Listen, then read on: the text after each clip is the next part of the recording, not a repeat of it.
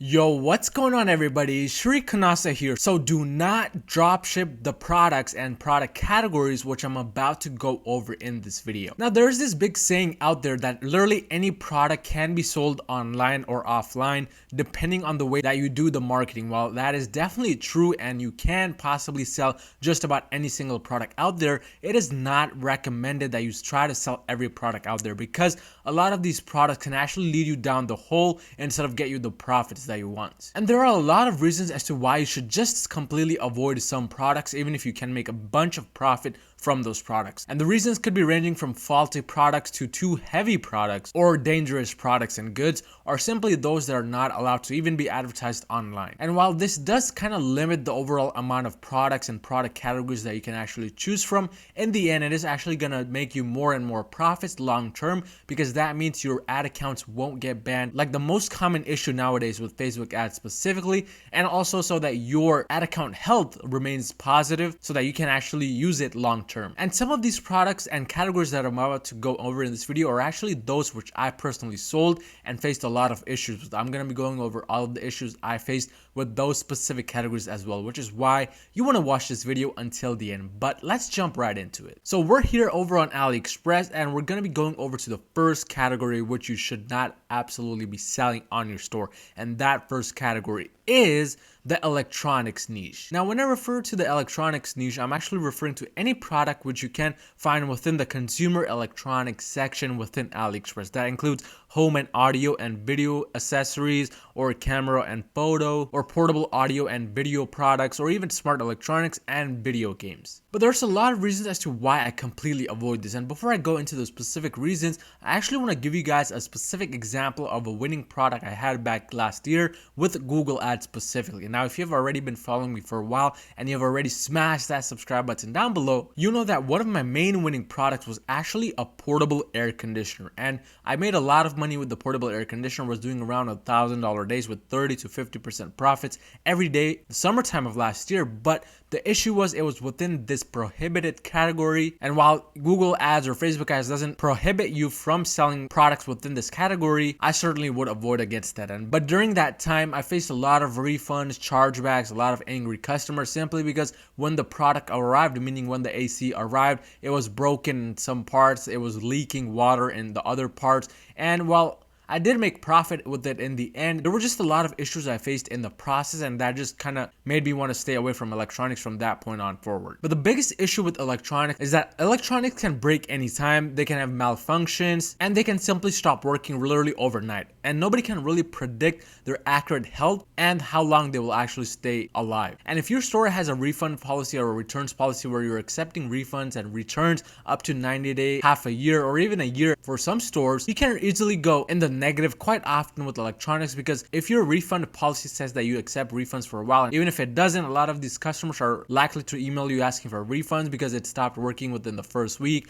or within the first month. And if you don't kind of comply with them, what's going to happen is they will do a chargeback with their bank, and the banks may simply side with them because within a week or within a month the product did stop working. So in that case it was a faulty product and they would get the refund. So that leads to just a lot of issues on your side. You have to refund a lot of these customers, which you don't want to do. Another big issue with electronics is that if you look at specific electronics like these, which are AirPod lookalikes, or just about any other product within the wearable device or speakers, you'll find a lot of fake products resembling real brands. And what happens is when those real brands find out that you're selling these lookalike products which match their brand's product, it's going to lead to a lot of issues down the road, and it could mean getting sued for selling those products. So there's a lot of issues that come along with selling these lookalike products, and while the profit may be there for selling, for example, this lookalike AirPod, it's just not worth it in the long run, simply because of the issues you have to deal with when it comes to selling these lookalikes. Because of these two major reasons, I like to avoid lookalikes, and I don't recommend that you guys use lookalikes. And it doesn't matter whether you do Facebook, Pinterest, Google ads, whatever you use, just try to stay away from electronics, because it will save you a lot of headaches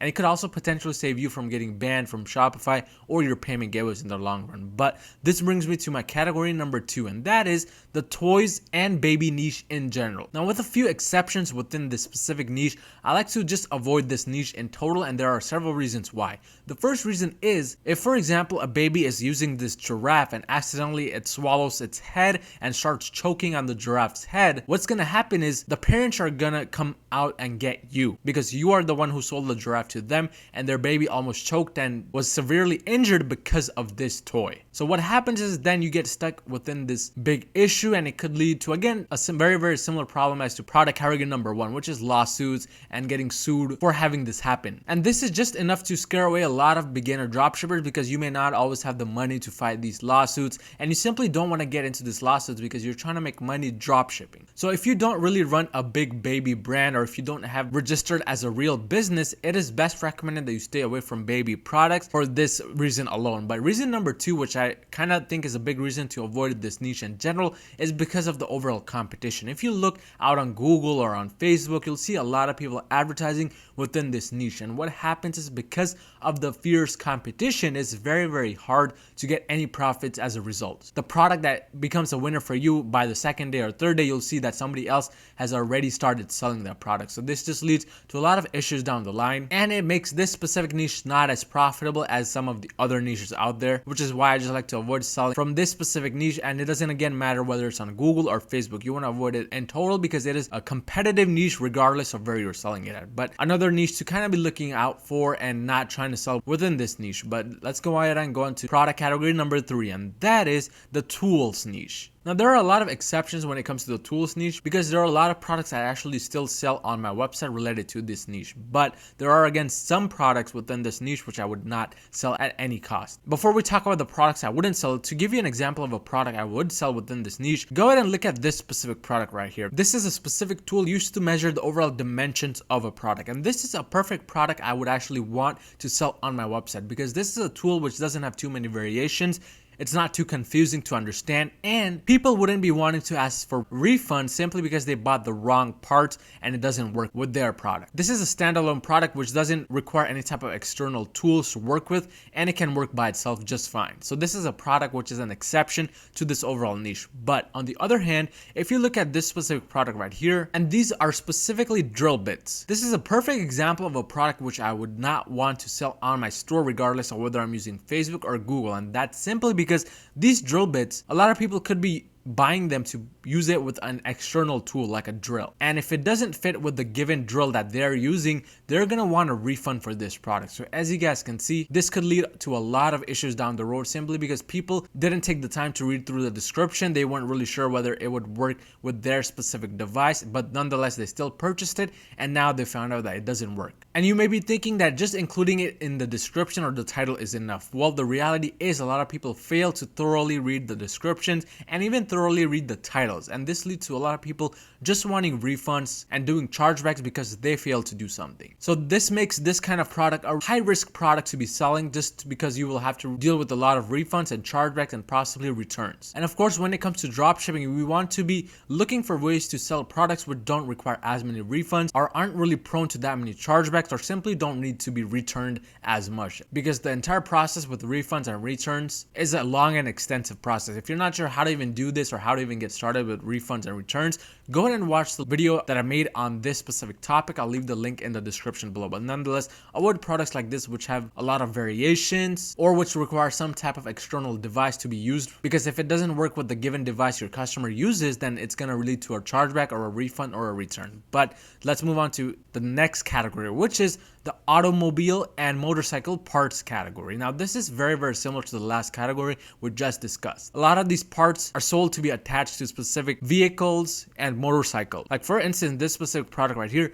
it looks like it is for an Audi specifically. If a customer doesn't read the title or they don't read the description and they purchase it not knowing that this is for an Audi specifically, it's going to lead to a lot of refunds, returns, chargeback, and just angry customers you don't want to be dealing with. But in addition to that, this is kind of a risky category to be selling in, simply because if you're selling, for example, a specific car wheel like this and the customer purchases it attaches it to their car, but then while they're on the road, this car wheel, because it wasn't built with the best quality, suddenly pops off and causes a car crash. It's going to lead to a lot of angry customers, possibly getting sued, just like with the baby niche. And because of this, we don't really want to be dealing with such issues because they could potentially harm our store and could lead to just getting the store shut down in general. So again, as dropshippers, we're trying to find products which aren't really that risky to sell and which don't have so many variations that a customer would get confused buying from your store and end up wanting a return or refund. And this is exactly why I would avoid a category like this, simply because of the issues that could come from selling within this category. But nonetheless, this could be a profitable category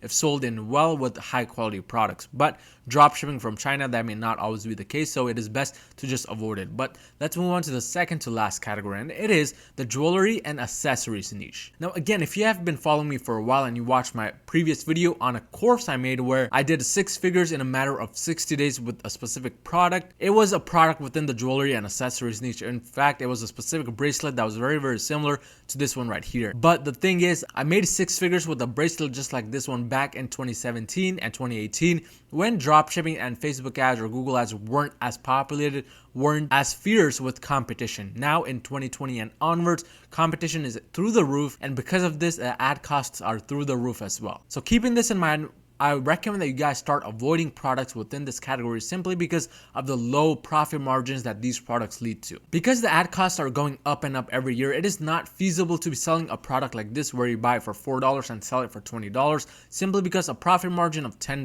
to $15 is not enough to build a sustainable business. And this applies to literally all of the specific products within the jewelry and accessories niche. A lot of these products are low ticket items, and finding success with low ticket items is just going to get harder as time comes. But along with the jewelry and accessories niche, you also want to be staying away from the fashion niche in general, because all of the specific things that these categories have in common is that there are too many variations to be choosing from. The product that I made, a winning product back in 2017 and 2018, I was the only person selling that product. I made a good story around it, which is why it was able to sell. But right now in 2020, with the amount of competition there is, it will be hard to kind of replicate that success, simply because people have options to choose from now. They have a lot of different variations, and because of these variations, people are more likely to choose one over the other, and this just leads to additional competition and lower profits in the long run, which is why I stay away from these specific categories in general. And in addition, one other problem I faced with the fashion niche is that a lot of the people were ordering in wrong sizes and then wanting refunds